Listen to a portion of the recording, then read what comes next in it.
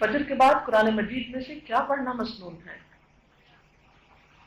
فَاقْرَؤُوا مَا تَيَسَّرَ مِنْهُ، پڑھو جو بھی آسانی سے پڑھ سکو اس میں سے۔ نبی صلی اللہ علیہ وسلم کا طریقہ کیا تھا قرآن پڑھنے کا؟ یعنی جتنا ایک سال میں نازل ہوتا وہ سارے سال میں بار بار پڑھ لیتے تھے۔ تو ترتیب کے ساتھ پڑھنا چاہیے، ہر روز کچھ حصہ پڑھیں جتنا پڑھ سکے، مثلا ایک ربع یا نصف یا پورا سپارہ یا 2 سپارہ یا 3 یا پوری ایک منزل، کیونکہ صحابہ کرام پوری منزل تک بھی پڑھا کرتے تھے جو 7 سپاروں کی ہوتی ہے تقریباً، جو 7 منزلیں ہیں قرآن پاک میں۔ تو آپ اپنی سہولت کے مطابق ایک صفحہ، ایک رکوع، ایک ربع، نصف، ثلث یعنی ثلاثہ، پورا پارہ، 2 پارے، منزل، جتنا چاہے پڑھیں، لیکن 3 دن سے پہلے ختم نہیں کریں۔